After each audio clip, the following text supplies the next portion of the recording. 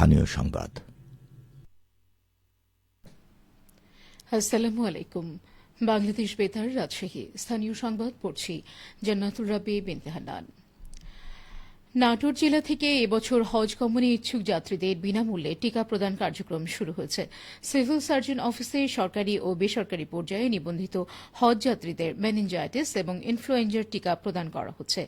Civil surgeon doctor Mohammad মুক্তাদির আরিফিন জানান, টিকা গ্রহণের জন্য হজ যাত্রীদের যে কোনো সরকারি হাসপাতাল থেকে CBC, urine, RBS, serum creatinine, blood grouping, ECG, digital X-ray পরীক্ষার রিপোর্ট এবং হজ যাত্রীদের নিজস্ব ট্র্যাকিং নম্বর সম্বলিত মেডিকেল রিপোর্ট ফর্ম সাথে নিয়ে আসতে হবে।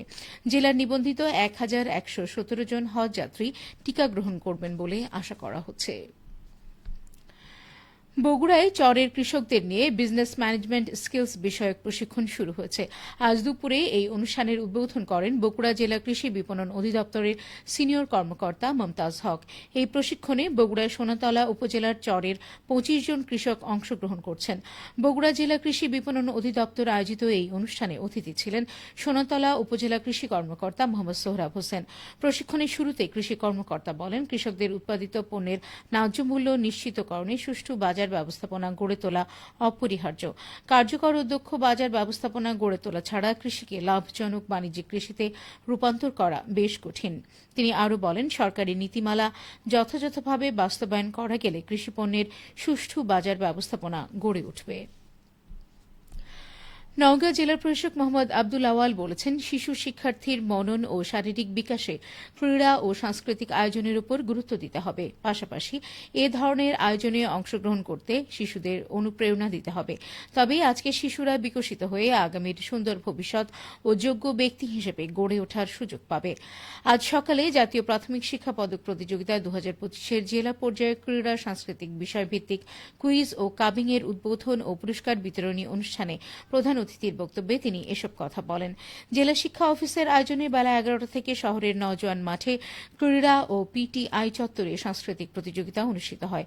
এ সময় জানানো হয়, ১৮টি ইভেন্টে বালক ও বালিকা মিলিয়ে জেলার ১১টি উপজেলা থেকে মোট ১০৮ জন শিক্ষার্থী অংশ নেয়। প্রতিযোগিতা শেষে বিজয়ীদের মাঝে পুরস্কার বিতরণ করা হয়। নাটোরে মেঘলা আকাশ পেরিয়ে আজ বৃষ্টি নেমেছে। পরিমিত বৃষ্টি সাম্প্রতিক সময়ে কৃষিক্ষেত্রে সহায়ক। কৃষিতে বৃষ্টির প্রভাব নিয়ে এখন শুনুন আমাদের নাটোর জেলা সংবাদদাতার একটি প্রতিবেদন। নাটোরে মেঘলা আকাশ পেরিয়ে আজ অঝোরে নেমেছে বৃষ্টি। সাম্প্রতিক সময়ে বয়ে চলা তাপপ্রবাহে কয়েকদিনের এই বৃষ্টি জনজীবনের স্বস্তি আনলেও কৃষিতে এর প্রভাব কেমন তা নিয়ে আছে ব্যাপক আলোচনা। কৃষি সম্প্রসারণ অধিদপ্তর নাটোর জেলা কার্যালয়ের উপপরিচালক মোহাম্মদ হাবিবুল ইসলাম খান বলেন, সাম্প্রতিক সময়ে নাটোর জেলায় বৃষ্টি হচ্ছে, মাঝে মাঝে কোথাও ৫ মিলি, কোথাও ১০ মিলি, কোথাও ৭ মিলি, এভাবে বিভিন্ন উপজেলায় বিচ্ছিন্নভাবে বৃষ্টি হচ্ছে।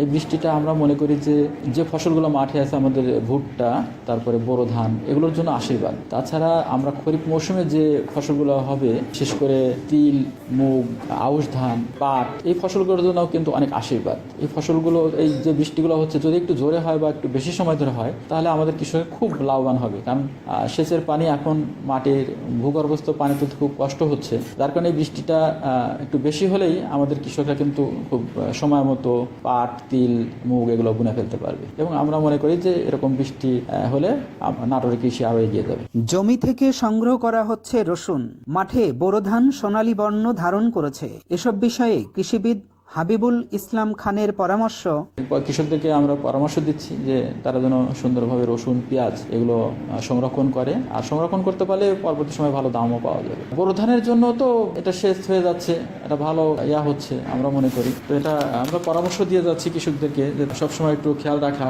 যে কোনো রোগ পোকা হলে যেন করে। তো এই বিষয়গুলো আমরা পরামর্শ দিয়ে যাচ্ছি। চলমান বৃষ্টি কৃষিক্ষেত্রে আশীর্বাদ হয়ে থাকুক, প্রত্যাশা সকলের। ফারাজি আহমদ রফিক বাবন, নাটোর জেলার সংবাদদাতা, বাংলাদেশ বেতার, রাজশাহী। শুনছিলেন প্রতিবেদনটি। সিরাজগঞ্জে এবারও ব্যাপক হারে সোনালী আঁশ খ্যাত পাট আবাদ করেছে কৃষকরা। পাট চাষ বাড়াতে কৃষি বিভাগও কৃষকদের দিচ্ছে নানা সহায়তা। চলতি মৌসুমে সিরাজগঞ্জ জেলার 9টি উপজেলায় ব্যাপক হারে পাট আবাদ করেছে কৃষকেরা। জেলায় পাট আবাদ হয়েছে প্রায় 14,670 হেক্টর জমিতে। সিরাজগঞ্জ জেলা কৃষি সম্প্রসারণ অধিদপ্তরের উপপরিচালক আজম আহসান শহীদ সরকার বলেন, পাটের আবাদ প্রতি বছরই বৃদ্ধি পাচ্ছে। লাভজনক ও ভালো ফলন হওয়ায় কৃষকরা পাট চাষে আগ্রহী হচ্ছে। কৃষি বিভাগ থেকেও নানাভাবে কৃষকদের উৎসাহিত করা হচ্ছে। প্রশিক্ষণ পরামর্শের পাশাপাশি বিনামূল্যে পাট বীজ বিতরণ করা হচ্ছে কৃষকদের মাঝে। সবশেষে আবহাওয়া। আজ দুপুর 2টায় রাজশাহীতে তাপমাত্রা ছিল 23.8 ডিগ্রি সেলসিয়াস। এ সময় বাতাসে আপেক্ষিক আর্দ্রতার পরিমাণ ছিল 88%। রাজশাহী ও পার্শ্ববর্তী এলাকায় আজ সূর্যাস্ত সন্ধ্যে 6:28 সংবাদ শেষ হল। আমাদের পরবর্তী সংবাদ বিকেল 4:05।